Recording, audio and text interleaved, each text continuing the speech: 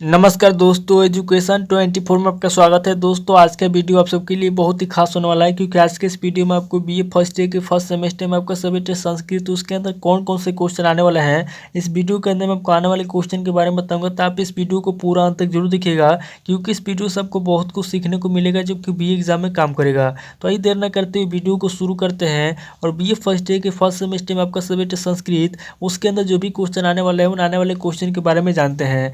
दोस्तों आगे बढ़ने से पहले मैं आपको एक बात बता दूं कि इस वीडियो के अंदर मैं आपको लघु उत्तरीय प्रश्न और दीर्घ उत्तरीय प्रश्न दोनों तरह के प्रश्नों के बारे में बताऊंगा।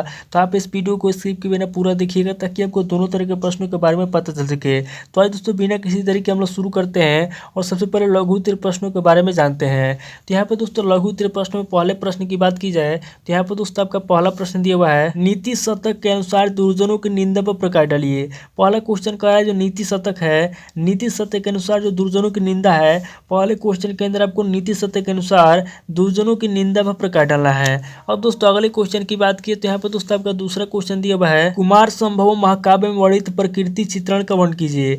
दूसरा क्वेश्चन कह रहा है कि जो कुमार संभव महाकाव्य है, दूसरे क्वेश्चन के अंदर आपको कुमार संभव महाकाव्य में वर्णित जो प्रकृति चित्रण है, यहाँ पे आपको कुमार संभव महाकाव्य में वर्णित प्रकृति चित्रण का वर्णन करना है। अब दोस्तों अगले क्वेश्चन की बात की तो यहाँ पर दोस्तों आपका तीसरा क्वेश्चन दिया हुआ है, नीति शतक किस काव्य विधा में आता है। तीसरा क्वेश्चन कह रहा है कि जो नीति शतक है, नीति शतक किस काव्य विधा में आता है। यहाँ पे तीसरे क्वेश्चन के अंदर आपको बताना है कि नीति शतक किस काव्य विधा में आता है। अब दोस्तों अगले क्वेश्चन की बात की तो यहाँ पर दोस्तों आपका चौथा क्वेश्चन दिया हुआ है, कुमार संभव के आधार पर हिमालय का वर्णन कीजिए। चौथा क्वेश्चन कह रहा है जो कुमार संभव है, चौथे क्वेश्चन के अंदर आपको कुमार संभव के आधार पर हिमालय का वर्णन करना है। अब दोस्तों अगले क्वेश्चन की बात की तो यहाँ पर दोस्तों आपका पांचवा क्वेश्चन दिया हुआ है, कुमार संभव के महाकाव्य पर संक्षिप्त टिप्पणी लिखिए। पांचवें क्वेश्चन कह रहा है कि जो कुमार संभव है, पांचवें क्वेश्चन के अंदर आपको कुमार संभव के महाकाव्य पर संक्षिप्त में टिप्पणी लिखना है। अब दोस्तों अगले क्वेश्चन की बात की तो यहाँ पर दोस्तों आपका छठा क्वेश्चन दिया हुआ है, भारवी के भाषा सौष्ठव पर टिप्पणी लिखिए। छठा क्वेश्चन कह रहा है जो भारवी है, भारवी की जो भाषा सौष्ठव है, छठे क्वेश्चन के अंदर आपको भारवी की भाषा सौष्ठव पर टिप्पणी लिखना है। अब दोस्तों अगले क्वेश्चन की बात की तो यहाँ पर दोस्तों आपका सातवां क्वेश्चन दिया हुआ है, वनेचर की युक्तियों पर प्रकाश डालिए। सातवां क्वेश्चन कह रहा है जो वनेचर की युक्तियाँ हैं, यहाँ पे आपको वनेचर की युक्तियों पर प्रकाश डालना है। अब दोस्तों अगले क्वेश्चन की बात की तो यहाँ पर दोस्तों आपका आठवां क्वेश्चन दिया हुआ है, किराता अर्जुनियम के आधार पर दुर्योधन की शासन व्यवस्था का संक्षिप्त परिचय दीजिए।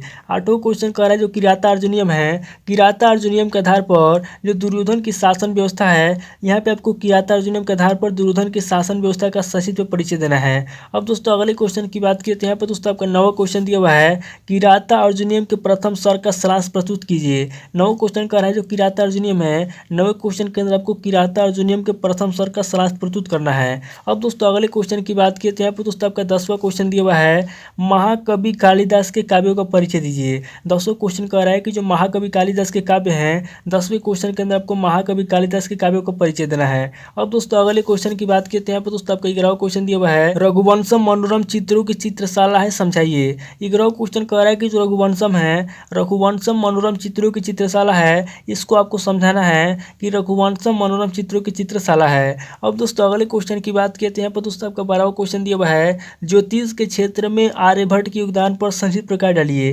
12वां क्वेश्चन कर रहा है जो ज्योतिष है, यहाँ पे कोई ज्योतिष के क्षेत्र में जो आर्यभट्ट है, यहाँ पे आपको ज्योतिष के क्षेत्र में आर्यभट्ट के योगदान पर प्रकाश डालना है। अब दोस्तों अगले क्वेश्चन की बात की तो यहाँ पे दोस्तों आपका 13वां क्वेश्चन दिया हुआ है, चरक संहिता पर संक्षिप्त टिप्पणी लिखिए। 13वां क्वेश्चन कह रहा है जो चरक संहिता है, 13वें क्वेश्चन के अंदर आपको चरक संहिता पर संक्षिप्त टिप्पणी लिखना है। अब दोस्तों अगले क्वेश्चन की बात की तो यहाँ पे दोस्तों आपका 14वां क्वेश्चन दिया हुआ है, उपमा कालिदास की सार्थकता पर प्रकाश डालिए। 14वां क्वेश्चन कह रहा है जो कालिदास की उपमा है, यहाँ पर दोस्तों आपको कालिदास की उपमा की सार्थकता पर प्रकाश डालना है। ये दोस्तों टोटल आपके 14 क्वेश्चन होंगे जो कि आपके लघु उत्तरीय प्रश्न पूछेंगे।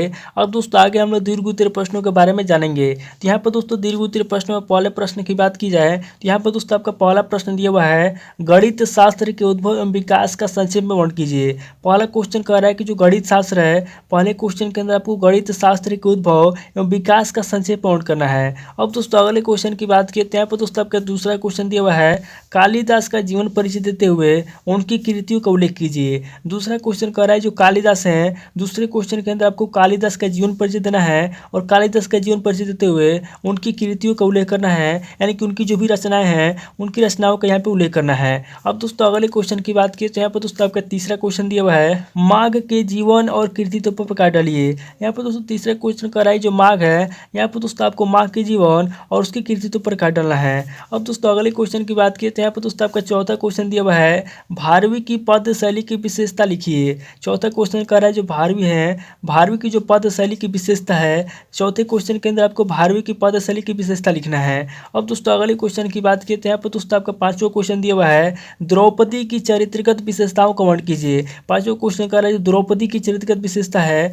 पांचवें क्वेश्चन के अंदर आपको द्रौपदी की चरित्रगत विशेषताओं का वर्णन करना है। अब दोस्तों अगले क्वेश्चन की बात की तो यहाँ पर दोस्तों आपका छठा क्वेश्चन दिया हुआ है, महाकवि कालिदास की काव्य कला का परिचय दीजिए। छठा क्वेश्चन कर रहा है जो महाकवि कालिदास है, छठे क्वेश्चन के अंदर आपको महाकवि कालिदास की जो काव्य कला है यहाँ पे आपको काव्य कला का परिचय देना है। अब दोस्तों अगले क्वेश्चन की बात की तो यहाँ पे दोस्तों आपका सातवां क्वेश्चन दिया हुआ है, नीति शतक का वर्ण विषय निरूपित करते हुए उसका वैशिष्ट प्रतिपादित कीजिए। सातवां क्वेश्चन कह रहा है जो नीति शतक है, यहाँ पे आपको सबसे पहले नीति शतक का वर्ण विषय निरूपित करना है और नीति शतक का वर्ण विषय निरूपित करते हुए उसकी जो भी विशेषता है यानी कि उसकी जो वैशिष्ट है यहाँ पे दोस्तों आपको उसकी वैशिष्ट प्रतिपादित करना है, यानी कि उसकी विशेषता बताना है। अब दोस्तों अगले क्वेश्चन की बात की तो यहाँ पे दोस्तों आपका आठवां क्वेश्चन दिया हुआ है, नीति शतक के अनुसार उद्यम प्रशंसा का वर्णन कीजिए। आठवां क्वेश्चन कह रहा है जो नीति शतक है, नीति शतक के अनुसार जो उद्यम प्रशंसा है यहाँ पे आपको आठवें क्वेश्चन के अंदर नीति शतक के अनुसार उद्यम प्रशंसा का वर्णन करना है। ये दोस्तों टोटल आपके 8 क्वेश्चन होंगे जो कि आपके दीर्घ उत्तर प्रश्न पूछेंगे। तो दोस्तों इस वीडियो के अंदर मैंने आपको लघु उत्तर प्रश्न और दीर्घ उत्तर प्रश्न दोनों तरह के प्रश्नों के बारे में बता दिया।